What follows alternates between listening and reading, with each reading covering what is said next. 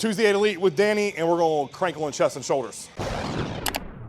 All right, guys and girls, if you all do not know, IFBB Pro, Olympia qualified, and hopefully going to be again soon.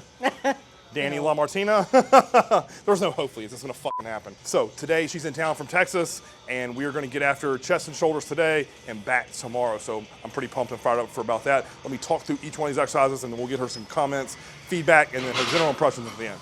Exercise 1 in rotation. You guys all know the hammer strength wide is where I'm going to start with. Work up to 5 plates aside. I think my top set was 10, and that felt really incredible.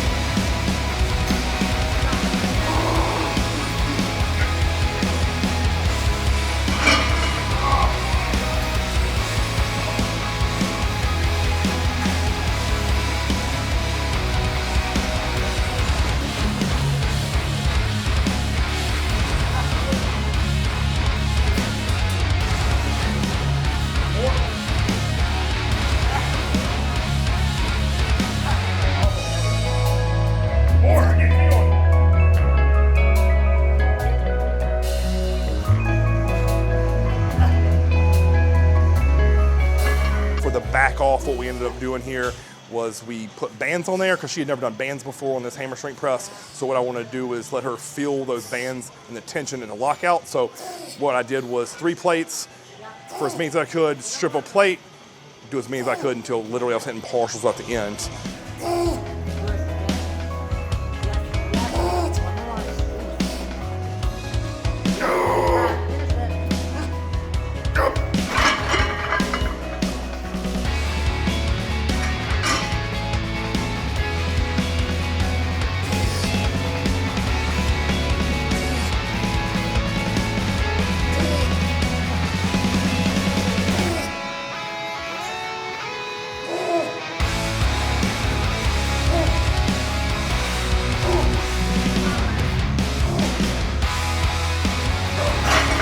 So I'd never used double band tension before. I usually use a single band if I'm at home. And the double band tension is a different ball game. So great thing for me today, coming from a powerlifting background and kind of new-ish to bodybuilding, really emphasizing making sure that I'm contracting from the muscle. So towards the end of my back off set especially, Chris just had me working to the bottom, kind of 2/3 of the range, really where you're going to hit pack versus lockout, where you're going to get more triceps. So if the intent was pack, we kept the intent pack.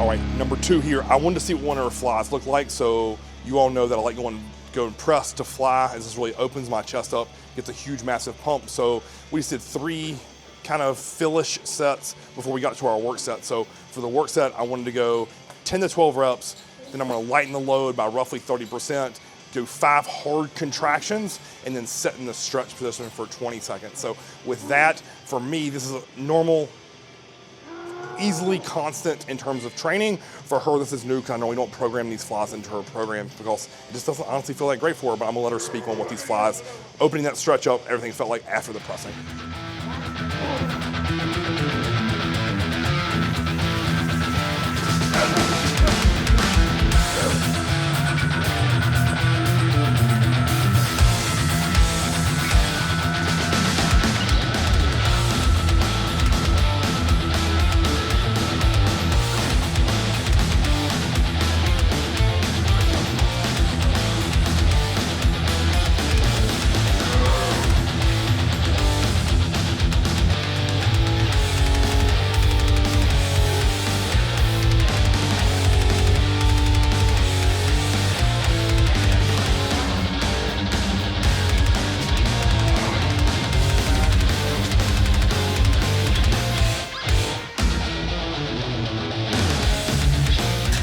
So I'm a big movement nerd with the physical therapy background. For me, I know that the anterior portion of my upper rib cage doesn't open very well. Part of that is just because I work at a desk a lot, plus training history, powerlifting. So for me, coming into a fly, if I can't expand the upper portion of the front of my rib cage, every time I bring my shoulder back or bring my elbows back, it's really just going to crank on my shoulder joint rather than lengthening the pec. So Crystal and I toyed with my position a little bit today, and I think if I shift my weight a little bit differently, I'm going to be able to get more length through the pec and hopefully get a little bit more expansion through the rib cage, but that's something I'm definitely going to have to continue to work on at home.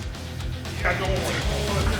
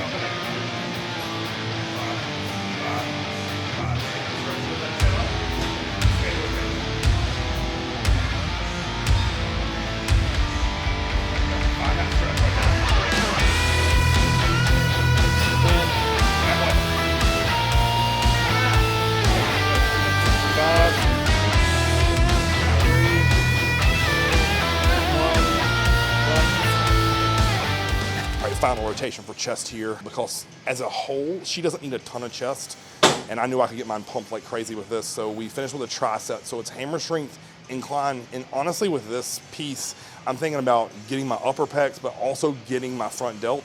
So there's kind of a good carryover or tie over before we're gonna hit delts next. So 10 to 15 there on this, and then I'm immediately gonna go over to the old Body Master piece where we're doing a semi-pronated grip, pressing out to contraction. Now, I want you to watch through my shirt. Watch that chest rise and fall. That is the huge takeaway. I have to stay on chest and pec and make them work. With this exercise, it's easy to just pump and just hammer your delts, but with this, really pay close attention to that chest rising and falling. This is the way every rep needs to look. And the final thing of the rotation here is gonna be the stretch push-up. With this, chest up, really get a good deep stretch. I'm trying to open everything up across my chest. This final set that we did here, Chad's got on film, was absolutely pathetic in terms of total reps, but I think I ended up getting like 5 and then banging some partials. And this was excruciating. Chest was full, pumped, and I did not need any more.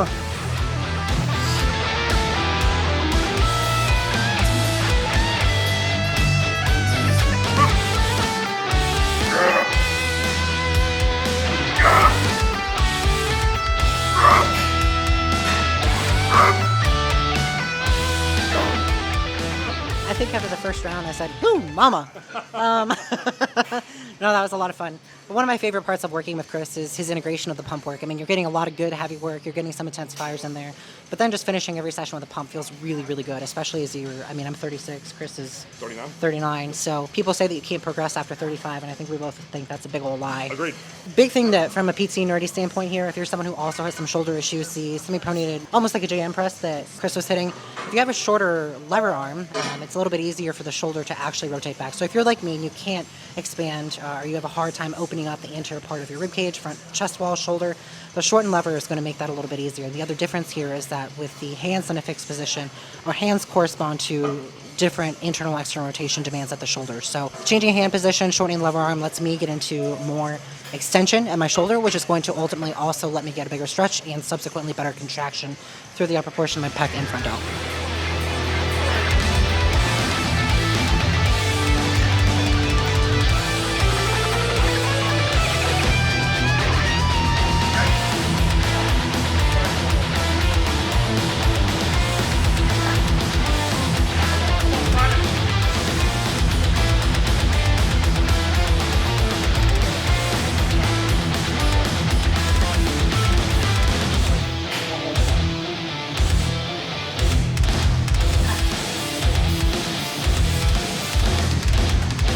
Now on to what, honestly, she came into town for. This was shoulder work. What we want to think about here, this is all my normal stuff for shoulders, right? So I'm going to do supersets the whole way through. I'm going to move at a faster, quicker pace, and it's all high rep. So rotation number 1 is going to be a bent over dumbbell, which we're laying face down on an incline bench. And I'm thinking about turtle shell on my upper back, tucking my chin to my collarbones, and then just taking my hands out, trying to keep my traps out of this as much as humanly possible. So just going out. Once I hit full range of motion failure, don't get stressed about that. I'm telling you, just simply take your hands apart. So once that gets really challenging to get a full rep, I turn my hands fully neutral and just take them out. From there, stand up, go band pull aparts, because this just crushes everything through my rear delt and then honestly my upper back in general. 20 reps, pull it apart explosively. We ended up doing 3 total rounds there, and this felt incredible to me.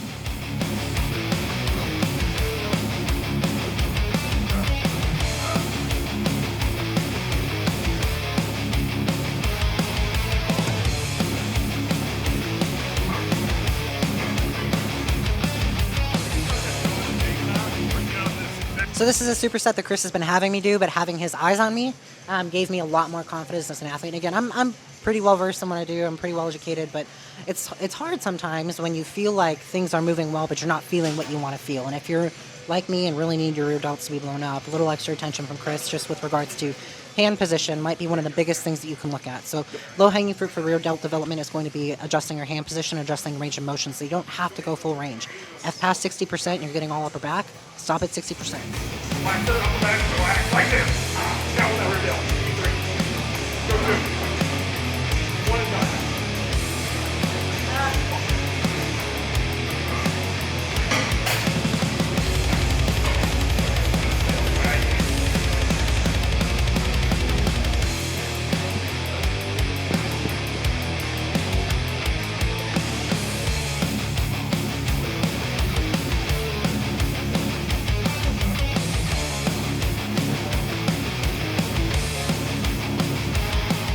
All right, rotation number 2, this is on the side delts. So we're just going, this is my normal side lateral, so if you notice a little swing, it's not perfect. All the Uber textbook personal trainers out there will probably tell you to look away, but they don't have delts, so. It's true. If you're 170 pounds telling me how to do side laterals right, good luck, I'm not gonna listen. I'm gonna continue to bang it, and guess why? Because I feel it in my side delt.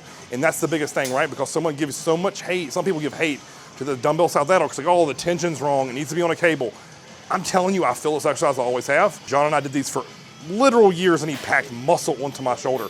So I'm gonna continue to do these until I step away from bodybuilding. So reps of 15, I got up to 35 on this, so not moving the mountain in terms of weight, but they're right over to the Body Master machine here for side laterals, but we're only doing partials. So bottom half partials, I'm trying to keep my chin up. I'm not always great at it, but trying to tilt the chin up, really own that contraction at the halfway point, and then at the end to finish, I did a 20-second iso hold. Again, this is excruciating. I need to keep my shoulders down, not get into my trap, and just really squeeze the piss out of that side delt, and that's what it accomplished for me. We did 2 total rounds.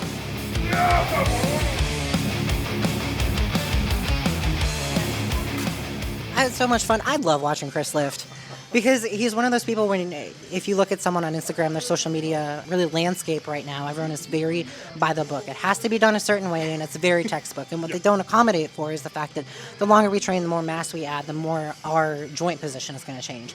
So Chris had me do this away today with laterals that was a little bit different, a little bit more, I don't want to say momentum based, but really drove length through the trap at the bottom, making sure that you're keeping it long so it's out of the picture. That really helped me quite a bit. On the Body Masters machine, we had to toy with my setup a little bit because I also like to get really trap heavy. So really just being intentional about contraction versus just holding the iso, like making it active.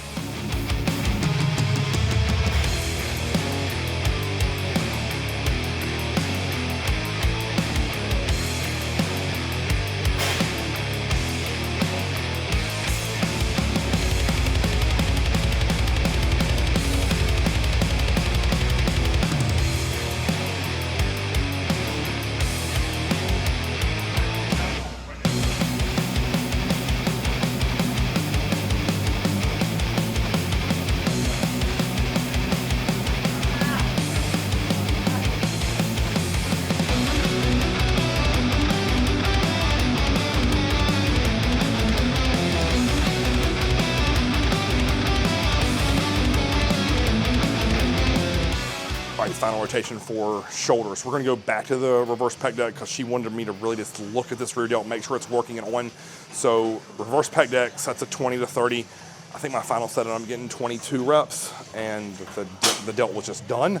And then we're over to spider crawls up and down the window. So with this short red band from Elite FTS, I'm going up the wall, trying to keep my wrists as far apart as possible. And then she actually taught me a trick here, trying to get my thumbs up at the bottom. And I'll get her to explain exactly why, but that made the world of difference for me, and it's made my delts get even more pumped. So we did 2 total rounds to finish that, and I'm gonna let her talk about the spider crawls and her experience on the reverse back. Chris fixes my shoulders.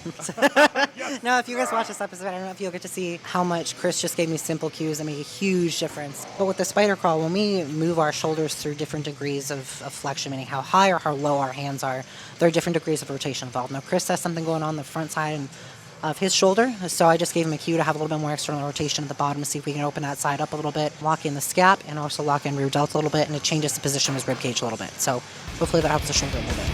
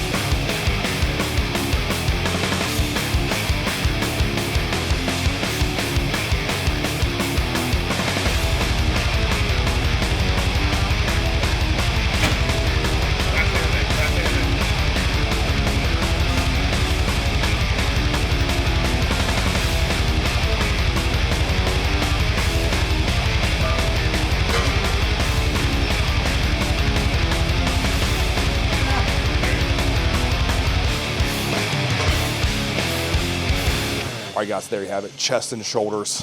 Incredible session for me. I can't go full tilt with her because we're in a pullback phase a little bit. So we're like, for her. A little bit? Okay. For most people, that's a little bit. For her, it's a lot. So what we're really trying to do here, if you notice, like, it was nothing over an RP of 9. Like, I still felt good. I didn't make you go past failure. Any extreme things that are going to trigger her in terms of seizure, in terms of starting to regress and go negative. So we still got a lot of good work in here. It was a decent amount of volume and sets. And I don't know about you, but my chest and shoulders feel incredible. Heck yeah. Yeah. So in the grand scheme of life, like, this is a productive session for us both and exactly what she needed and came in town for. So thanks for watching, guys. Any final thoughts from you, Dani? Just a lot of gratitude. Yes. Thank you. It's an absolute blast because the gym was pretty much dead today. We're just really fortunate. Everything aligned. Her plane got in. We said, let's get in the gym at 3:30 and let's crush. Chaz could film. Everything worked out perfectly. So all in all, good day. We will be back here for back tomorrow, and we'll get that on camera too. Until next time, Chris on the TV.